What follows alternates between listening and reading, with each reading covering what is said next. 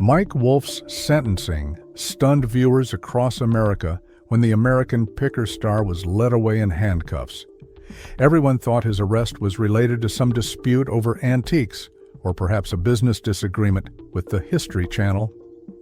According to breaking news reports, Wolfe was arrested because the death of his former co-host Frits wasn't from natural causes, as initially reported. Instead, investigators now classify it as premeditated murder.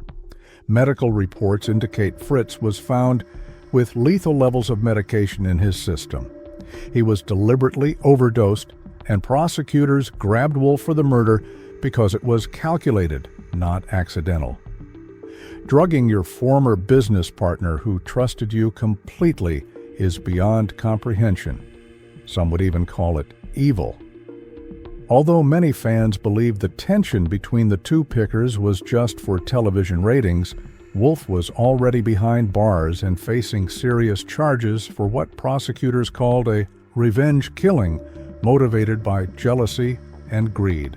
However, reports surfaced on social media showing that Wolfe initially had his charges temporarily downgraded as investigators gathered more evidence. Another post revealed that Wolfe was initially arrested after a crew member from American Pickers placed him at Fritz's home when he died. The Iowa State Police investigated thoroughly and found damning evidence, including Wolfe's fingerprints on medication bottles and suspicious text messages to Frits, leading them to push for first-degree murder charges. The investigation into Frank Fritz's death began when the medical examiner noticed inconsistencies in his toxicology report. The official cause of death had been announced as complications from his stroke, but the autopsy revealed dangerous levels of prescription medications in his system, levels far beyond what would be prescribed for his condition. This immediately raised red flags, especially since Frits had been carefully following his medication regimen during recovery. The Iowa State Police quietly opened an investigation focusing on who had access to Frits in his final hours. What they discovered shocked even veteran detectives. Security footage from Fritz's neighborhood showed Wolfe's vehicle arriving at the residence late at night, approximately 3 hours before emergency services were called. Later that night, it was Wolfe who called 911, claiming he had stopped by to check on his old friend and found him unresponsive. Upon arrival, paramedics found Frits unresponsive with no pulse. Attempts to resuscitate him failed, and he was pronounced dead at the scene. Initial reports suggested it was related to his previous stroke, but the toxicology results told a different story. What made investigators particularly suspicious was Wolfe's behavior immediately following Fritz's death. Instead of the period of mourning one might expect, he moved quickly to assert control over Fritz's collection and intellectual property.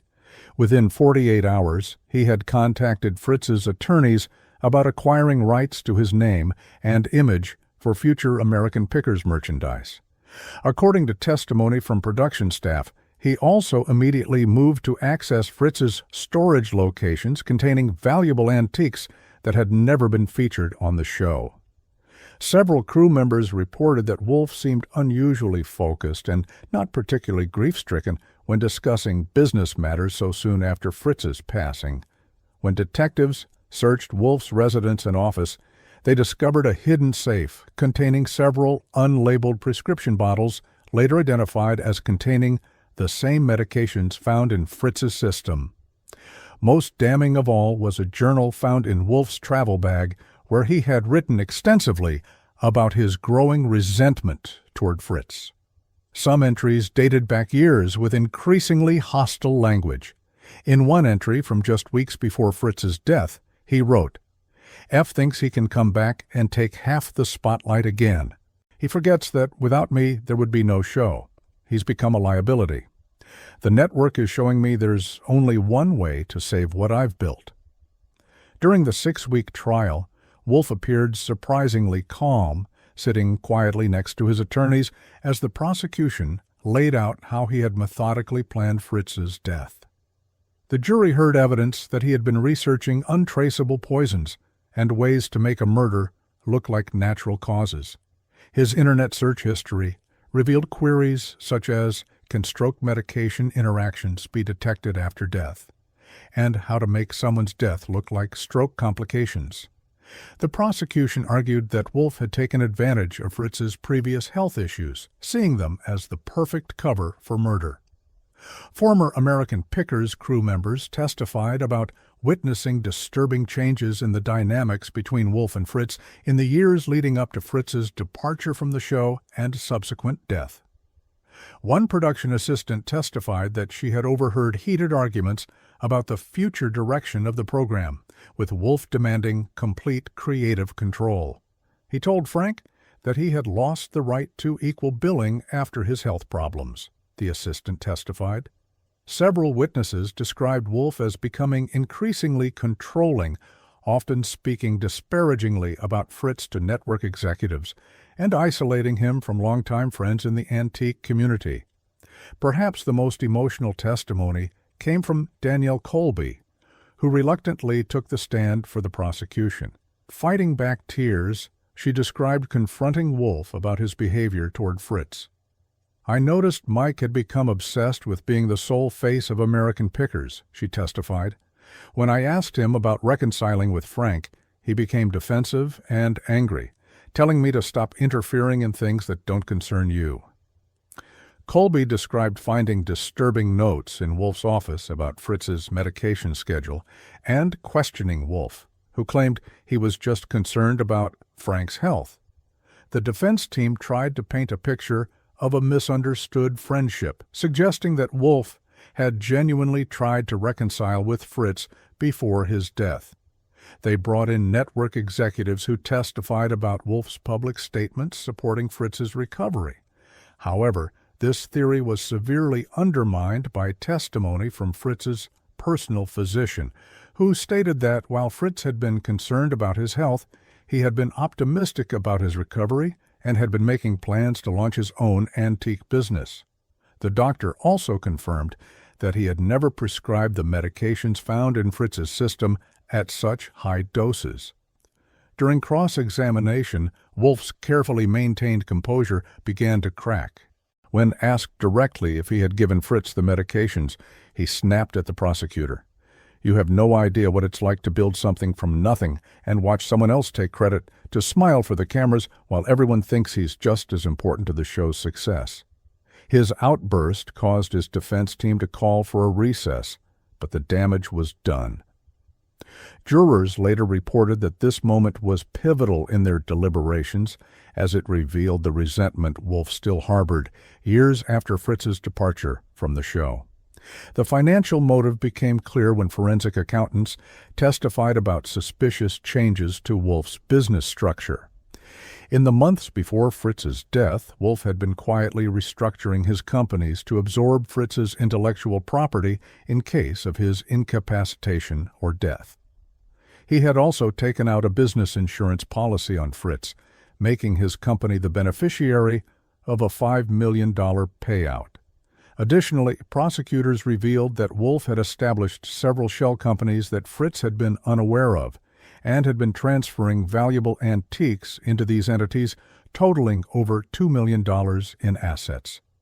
The jury deliberated for just 4 hours before returning with a guilty verdict. When the judge announced his life sentence without the possibility of parole, that's when everything went completely off the rails. Wolfe, who had maintained a poised demeanor throughout the entire trial, suddenly jumped up screaming, "You don't understand. He was going to ruin everything. He was going to destroy my legacy." He lunged across the defense table, sending legal pads and water glasses flying. The bailiffs rushed toward him, but he was already charging toward Fritz's family, swinging wildly before they could restrain him. People in the courtroom began screaming and pushing toward the exits as Wolfe broke free again, this time grabbing an antique walking stick that had been entered as evidence and swinging it like a weapon, striking one of the bailiffs in the shoulder. "I built American Pickers. It was my life's work," he shrieked, as 3 more officers tackled him to the ground. The judge was evacuated from the courtroom as Wolfe continued fighting violently, kicking and screaming about betrayal, as officers tried to subdue him. Fritz's sister, who was present at the sentencing, had to be escorted out by security as Wolfe tried to lunge toward her. "I deserved everything. It was my show," he screamed as they finally managed to handcuff him. The most shocking moment came when Wolfe locked eyes with Danielle Colby, who was seated in the gallery, and shouted, "Tell them the truth. Tell them what Frank was really like." Colby turned away visibly distressed, while other crew members broke down in tears. The American Picker family has been torn apart by the trial, with some supporting Wolfe while others testified for the prosecution. Court documents revealed that Wolfe had been systematically turning crew members against Frits in the years before his death, creating deep divisions within the production team that may never heal. As security personnel struggled to control Wolfe, he continued his tirade, revealing even more shocking details. "He was going to start his own show," he screamed. "He told me I was obsolete, that the network wanted him back." Courtroom reporters described the scene as surreal, with at least 3 people injured, including Wolfe's own defense attorney who was struck by a flying water pitcher. Even as they dragged him from the courtroom, he continued shouting about betrayal and his legacy, claiming that Frits had planned to destroy him. Legal experts later commented that his violent outburst effectively destroyed any chance of a successful appeal, as it contradicted his defense team's argument that he was a misunderstood businessman incapable of violence. In the days following his courtroom meltdown, former friends and colleagues of Wolfe came forward with stories that cast new light on his character. Former American Pickers producer Thomas Reynolds described instances where Wolfe would fly into rages behind the scenes when things didn't go his way. "He maintained this perfect folksy image on camera," Reynolds said, "but off camera he could be terrifying, especially to junior staff. When the cameras stopped rolling, his whole demeanor would change." Others described him as becoming increasingly paranoid in recent years, convinced that Frits was conspiring to return to television with a competing show. The case has sent shockwaves through the reality television community. American Pickers, which reached millions of viewers worldwide, now faces an uncertain future. The History Channel has pulled all episodes featuring Wolfe and issued a statement expressing shock and sympathy for Fritz's family. Several major sponsors have pulled their support, and the show's future remains in doubt. Fritz's family has filed for control of his antique collection and intellectual property, promising to honor his legacy while pursuing legal action against the network for enabling Wolfe's increasingly erratic behavior. Mental health experts who have analyzed the case suggest that Wolfe may have been suffering from narcissistic personality disorder, exacerbated by his years in the spotlight. Dr. Robert Keller, a forensic psychologist who followed the trial, explained that while this doesn't excuse his actions, it helps explain the disconnect between his public persona and private behavior. People with narcissistic traits can appear charming and composed, while harboring intense resentment and plotting revenge. The departure of Frits from the show would have been a narcissistic injury that festered for years. Perhaps most disturbing of all is how Wolfe used his platform as a television personality to manipulate public perception. In the weeks following Fritz's death, he had gone on social media tearfully, attributing his passing to complications from his stroke and using the opportunity to announce special merchandise in Fritz's memory. This was not just murder, prosecutor Sarah Donovan said in her closing arguments. This was a calculated deception of millions of trusting viewers who mourned alongside a man who had killed his former partner and was using their grief to enrich himself. Investigators found that over $1 million had been raised in the weeks following Fritz's death, with much of it diverted to accounts only Wolfe could access. As Mike Wolfe begins his life sentence, former viewers and supporters are left to reconcile the public image of a passionate antique collector with the reality of a man capable of murder and courtroom violence. Many have expressed feeling betrayed not just by Wolfe's actions, but by the years of deception. "We invited him into our homes every week," said longtime American Pickers viewer Robert Jenkins. "We trusted his folksy charm and passion for preservation. To discover it was all a facade is devastating." Television personalities who had previously appeared with Wolfe have distanced themselves, with several issuing statements expressing shock and calling for respect for Fritz's memory. For the crew of American Pickers, the tragedy continues to unfold. Their testimony during the trial revealed production deeply divided, with some believing in Wolfe's innocence while others were convinced of his guilt. Danielle Colby, who testified for the prosecution, has taken a leave of absence from television, citing the need for healing and reflection. In a brief statement, she asked for privacy and expressed hope that the legacy of antique preservation that initially brought us all together can somehow continue despite these tragic circumstances. Other crew members have remained largely out of the public eye as they grapple with the dual trauma of losing Fritz and seeing Wolfe convicted of his murder. The judge's final comments before Wolfe's outburst seem particularly prophetic now. "Mr. Wolfe," he said, "you presented yourself as a champion of American history and preservation while harboring thoughts of revenge and murder. You used your platform to preach the value of the past while plotting the death of the man who helped build that platform. Today, justice is served not just for Frank Fritz, but for the millions of viewers who trusted you." It was at this moment that Wolfe lunged across the table, beginning the violent outburst that would become his final public appearance before being led away to spend the rest of his life behind bars. As the doors of the prison close on Mike Wolfe, his final words to the courtroom continue to echo. "Goodbye forever to all of you. The truth will come out someday. Whether these were the desperate cries of a man facing justice or the final manipulations of a skilled performer remains a matter of debate. What's certain is that the world of American Pickers and reality television will never be the same.